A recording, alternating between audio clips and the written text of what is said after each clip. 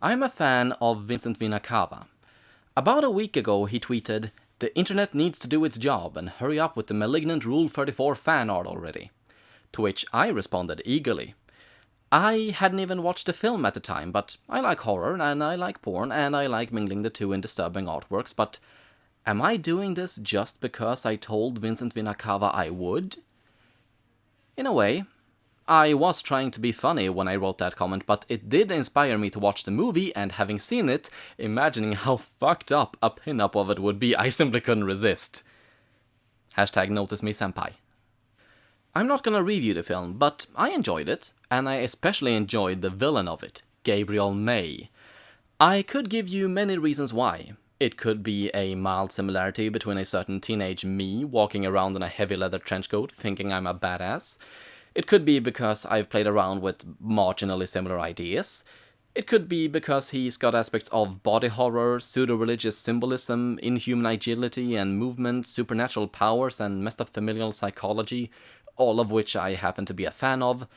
I don't know, but Gabriel just speaks to me on such a base level. I genuinely believe I have found my new favorite slasher villain.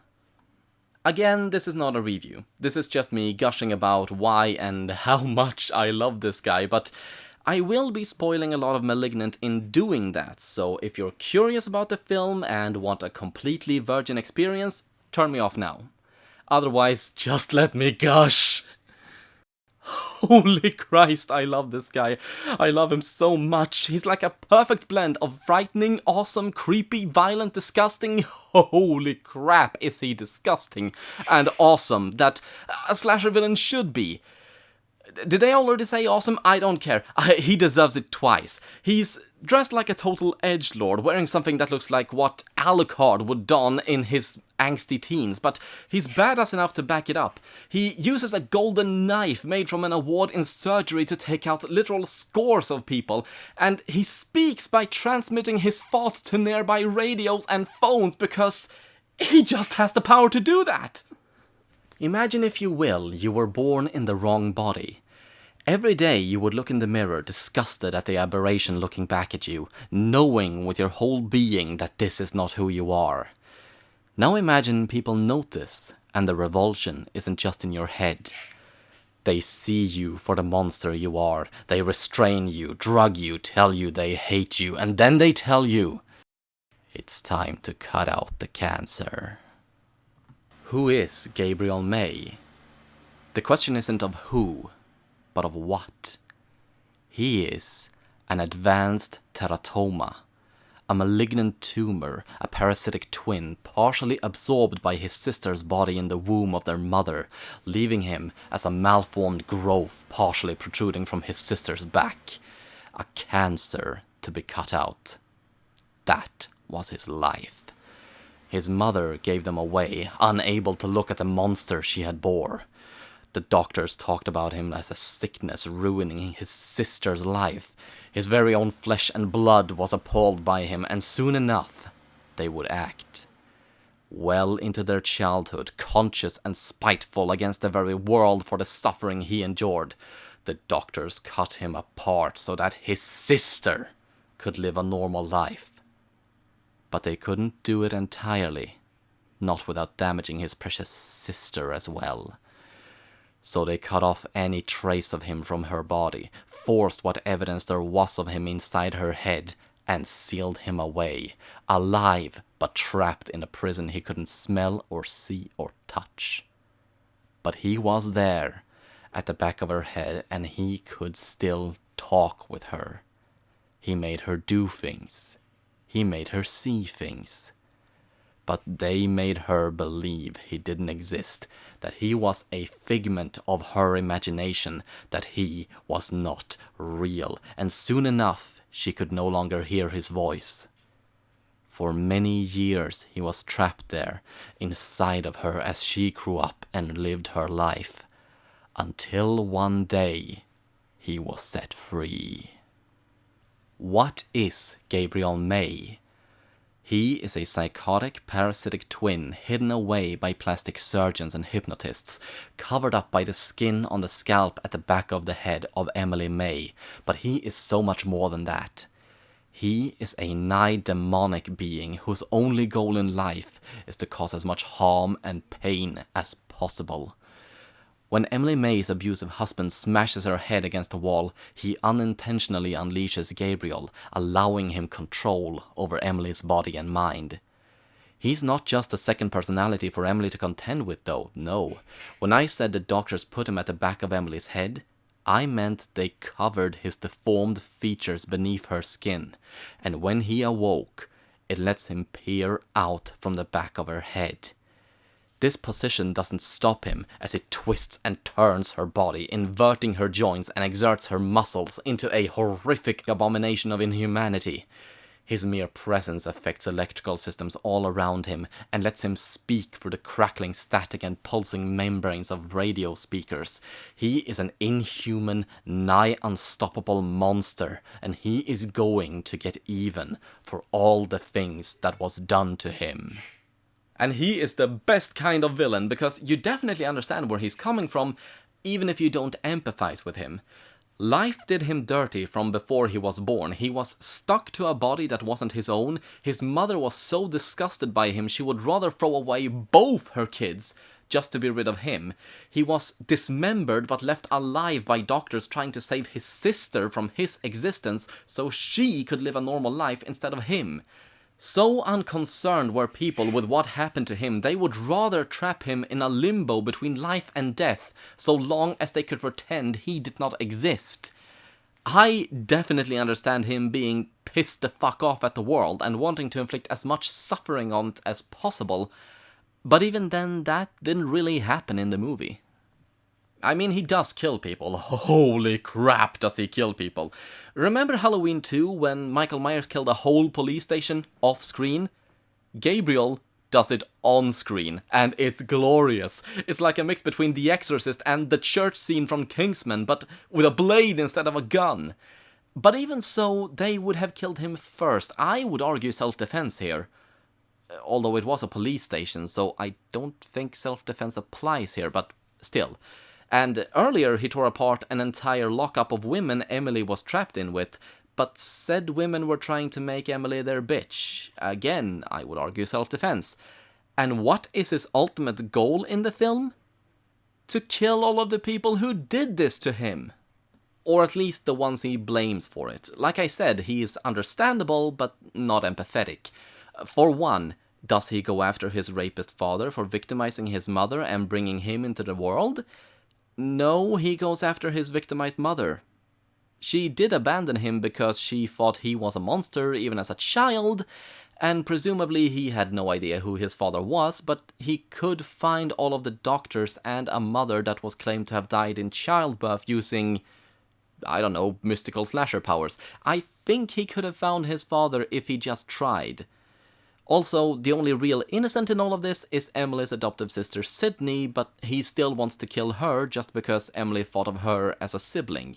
It was sheer, petty, embittered jealousy. And that's the thing about the film. At the end of the day, Gabriel is made out as just evil from the moment he was born.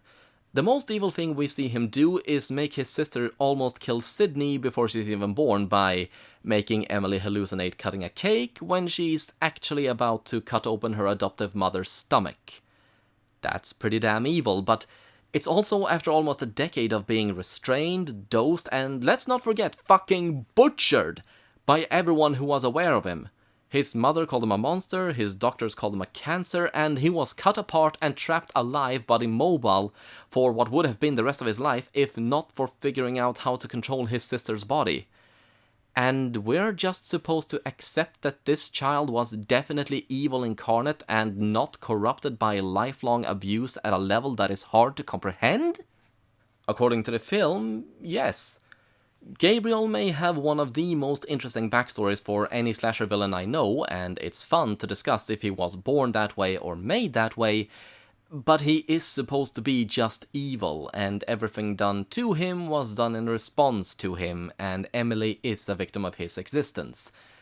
The critic in me thinks that's a waste of potential, but at the same time, it doesn't really matter if Gabriel is a product of nature or a victim of nurture.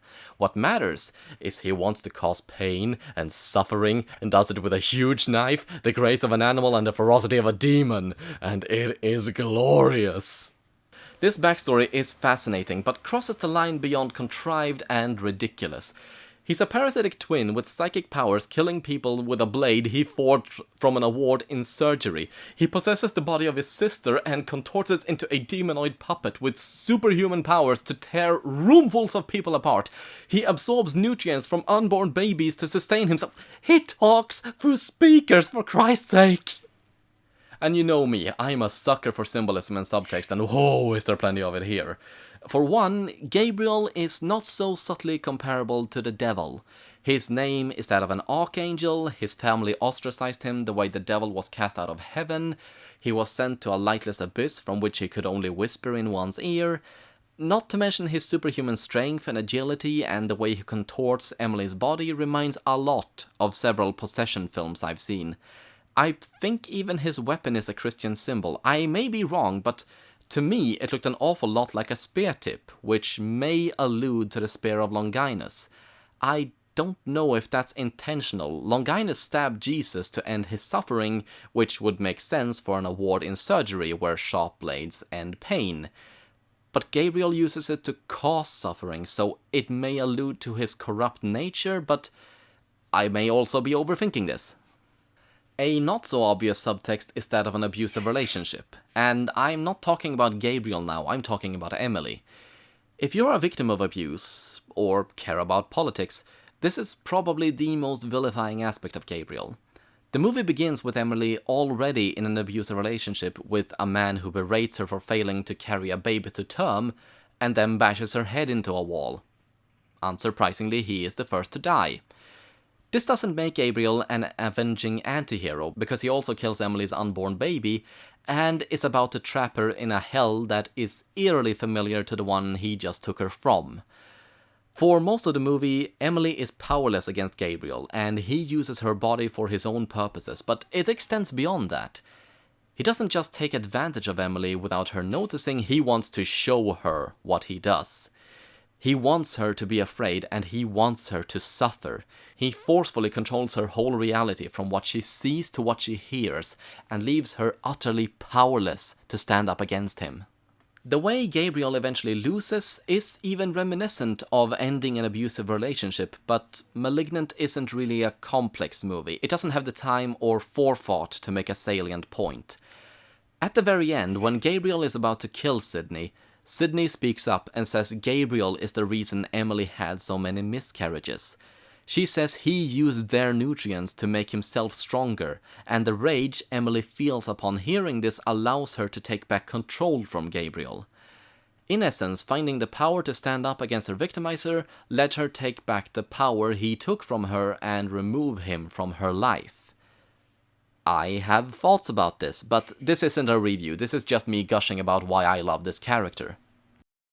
Also, there is a cruel irony of labeling Gabriel a monster for doing what's been done to him most of his life by so-called good people, although it works as an interesting parable to how victimizers are usually victims themselves, but considering he one-upped Michael Myers and Emily just wants a normal life, I think on balance he is still the asshole. But I love him. I love him more than Freddy, more than Jason, more than Jigsaw, more than the Collector. I love him, I love him, I love him! Do I expect him to still be scary in 10 years? Honestly, I don't expect him to be scary in a month, but that's the way it goes with slasher villains. None of them are scary for very long. Eventually, they're just cool. You don't watch their movies to be frightened, you watch them to be entertained, and I do see a future for Gabriel. I want to get to know him further. Will the sequels deepen the relationship between him and Emily as they're forced to contend with each other? Will they explore his identity trapped in a body that isn't his? Will they clarify if he's just an abomination of nature or if he genuinely is a demon? And if he's a demon, who is he? Is he actually Gabriel the Archangel, having somehow fallen from heaven? Or the devil, as the movie suggests? And if so, are there others? Or maybe he'll just be repressed, return, and then start killing people again with no development whatsoever. That would be a waste, but so long as we get more awesomely choreographed mass slaughter, I'll be happy. So if I love him so much, why have I drawn a pinup of him?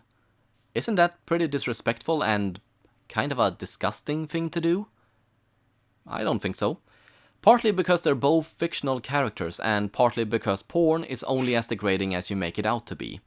Most of my art is terotophilic in one way or another, where the inhuman, monstrous, and unnerving and frightening is eroticized. Most of it I do just for fun, without an underlying motive, but in general I can say I never intend to demean or vilify. I just like the intersection between horrific and erotic. I have a morbid fascination. I like fucked up things. I like the visuals. I like the thrill of it, and I like to play around with it. And that's about as deep as it goes for me. I just wish I could show you the finished picture on YouTube, but you're gonna have to go on a treasure hunt through my socials to see it. Thank you all for watching. I am CoreScratches. Make sure to follow my review channel, my DA, my Twitter, like, comment, subscribe, tell a friend, and I hope I will start making more art videos.